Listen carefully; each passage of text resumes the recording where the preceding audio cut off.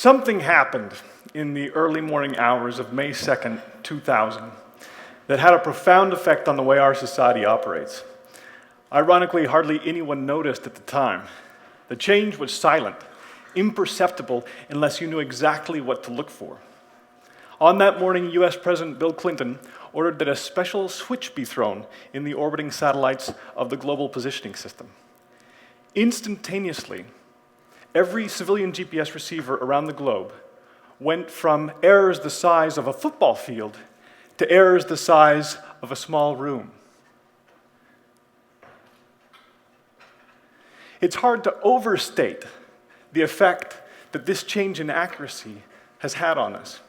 Before this switch was thrown, we didn't have in-car navigation systems giving turn-by-turn directions, because back then, GPS couldn't tell you what block you were on, let alone what street. For geolocation, accuracy matters.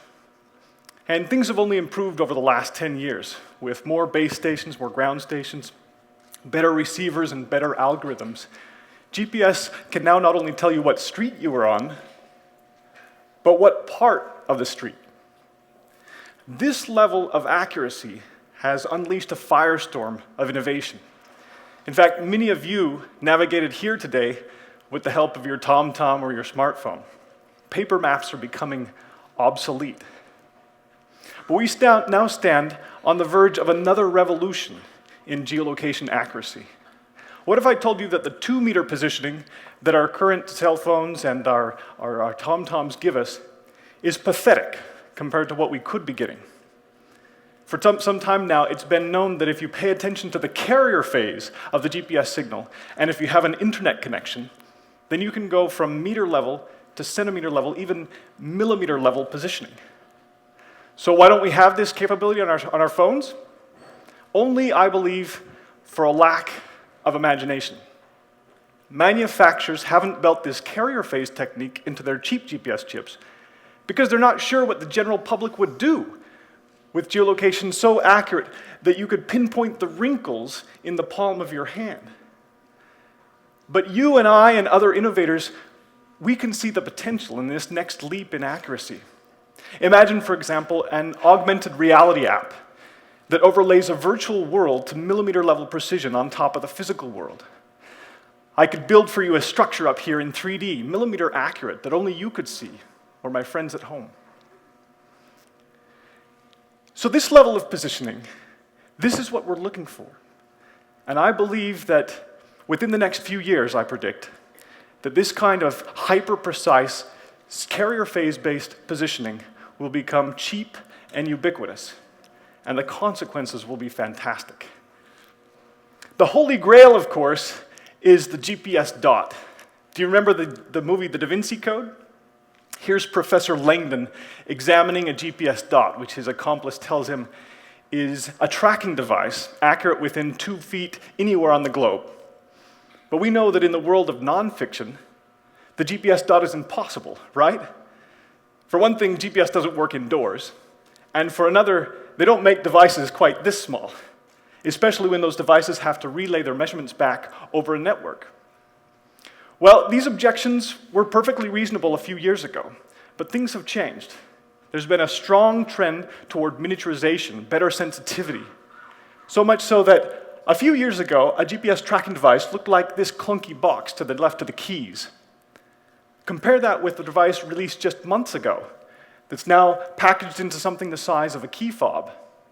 And if you take a look at the state-of-the-art for a complete GPS receiver, which is only a centimeter on a side and more sensitive than ever, you realize that the GPS dot will soon move from fiction to non-fiction. Imagine what we could do with a world full of GPS dots. It's not just that you'll never lose your wallet or your keys anymore, or your child when you're at Disneyland. You'll buy GPS dots in bulk, and you'll stick them on everything you own worth more than a few tens of dollars. I couldn't find my shoes one recent morning, and as usual, had to ask my wife if she had seen them. But I shouldn't have to bother my wife with that kind of triviality. I should be able to ask my house where my shoes are. Those of you who have made the switch to Gmail, remember how refreshing it was to go from organizing all of your email to simply searching it. The GPS dot will do the same for our possessions. Now, of course, there is a flip side to the GPS dot. I was in my office some months back and got a telephone call. The woman on the other end of the line, we'll call her Carol, was panicked. Apparently, an ex-boyfriend of Carol's from California had found her in Texas and was following her around. So you might ask at this point why she's calling you.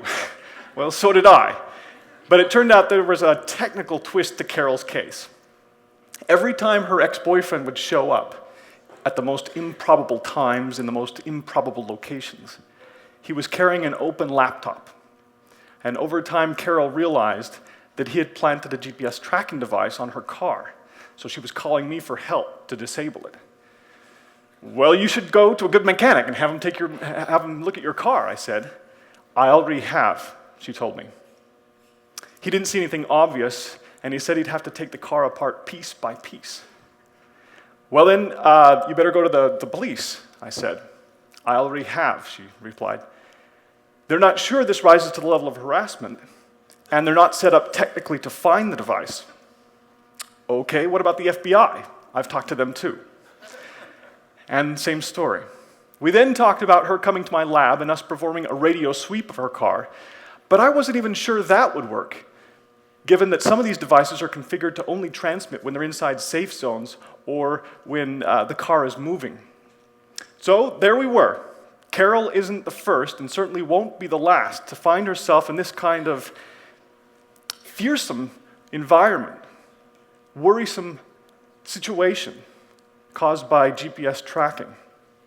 In fact, as I looked into her case, I discovered to my surprise that it's not clearly illegal for you or me to put a tracking device on someone else's car.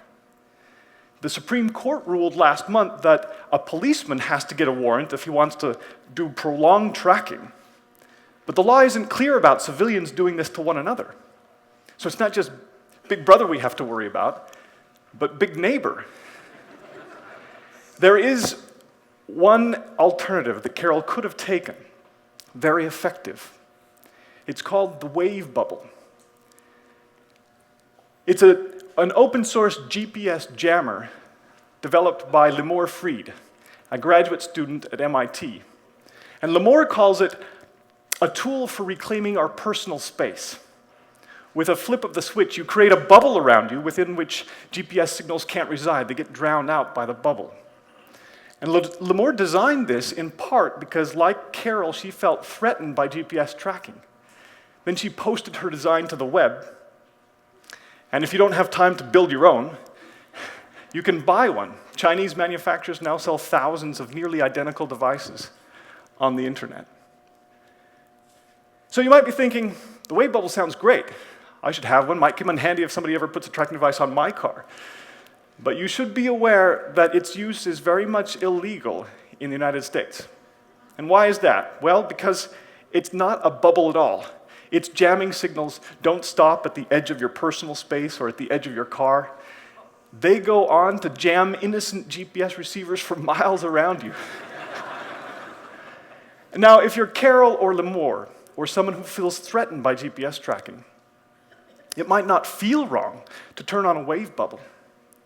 But in fact, the results can be disastrous.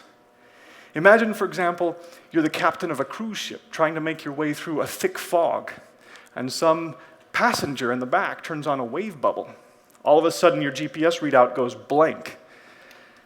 And now it's just you and the fog and whatever you can pull off the radar system if you remember how to work it.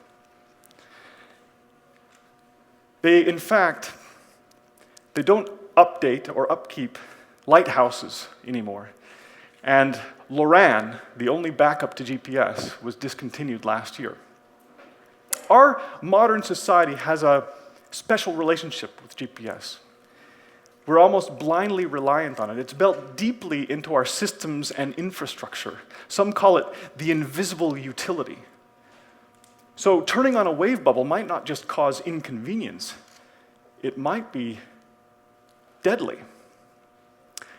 But as it turns out, for purposes of protecting your privacy at the expense of general GPS reliability, there's something even more potent and more subversive than a wave bubble, and that is a GPS spoofer. The idea behind the GPS spoofer is simple. Instead of jamming the GPS signals, you fake them. You imitate them. And if you do it right, the device you're attacking doesn't even know it's being spoofed. So let me show you how this works. In any GPS receiver, there's a peak inside that corresponds to the authentic signals. These 3 red dots represent the tracking points that try to keep themselves centered on that peak. But if you send in a fake GPS signal, another peak pops up. And if you can get these 2 peaks perfectly aligned, the tracking points can't tell the difference, and they get hijacked by the stronger counterfeit signal, with the authentic peak getting forced off. At this point, the game is over. The fake signals now completely control this GPS receiver. So is this really possible? Can someone really manipulate the timing and positioning of a GPS receiver just like that with a spoofer? Well, the short answer is yes. The key is that civil GPS signals are completely open. They have no encryption. They have no authentication. They're wide open, vulnerable to a kind of spoofing attack. Even so, up until very recently, nobody worried about GPS spoofers. People figured that it would be too complex or too expensive for some hacker to build one. But I and a friend of mine from graduate school, we didn't see it that way. We knew it wasn't going to be so hard. And we wanted to be the first to build one so we could get out in front of the problem and help protect against GPS spoofing. I remember vividly the week it all came together. We built it at my home, which means that I got a little extra help from my 3-year-old son, Ramon. Here's Ramon looking for a little attention from Dad that week. At first, the spoofer was just a jumble of cables and computers, though we eventually got it packaged into a small box. Now, the Dr. Frankenstein moment, when the spoofer finally came alive and I glimpsed its awful potential, came late one night when I tested the spoofer against my iPhone. Let me show you some actual footage from that very first experiment. I had come to completely trust this little blue dot and its reassuring blue halo. They seemed to speak to me. They'd say, here you are, and you can trust us. So, something felt very wrong about the world. It was a sense almost of betrayal. When this little blue dot started at my house and went running off toward the north, leaving me behind, I wasn't moving. What I then saw in this little moving blue dot was the potential for chaos. I saw airplanes and ships veering off course, with the captain learning only too late that something was wrong. I saw the GPS-derived timing of the New York Stock Exchange being manipulated by hackers. You can scarcely imagine the kind of havoc you could cause if you knew what you were doing with a GPS spoofer. There is, though, one redeeming feature of the GPS spoofer. It's the ultimate weapon against an invasion of GPS dots. Imagine, for example, you're being tracked. Well, you can play the tracker for a fool, pretending to be at work when you're really on vacation. Or if you're Carol, you could lure your ex-boyfriend into some empty parking lot where the police are waiting for him. So I'm fascinated by this conflict, a looming conflict, between privacy on the one hand and the need for a clean radio spectrum on the other. We simply cannot tolerate GPS jammers and spoofers, and yet, given the lack of effective legal means for protecting our privacy from the GPS dot, can you really blame people for wanting to turn them on, for wanting to use them? I hold out hope that we'll be able to reconcile this conflict with some yet uninvented technology. But meanwhile, grab some popcorn, because things are going to get interesting. Within the next few years, many of you will be the proud owner of a GPS dot. Maybe you'll have a whole bag full of them. You'll never lose track of your things again. The GPS dot will fundamentally reorder your life. But will you be able to resist the temptation to track your fellow man?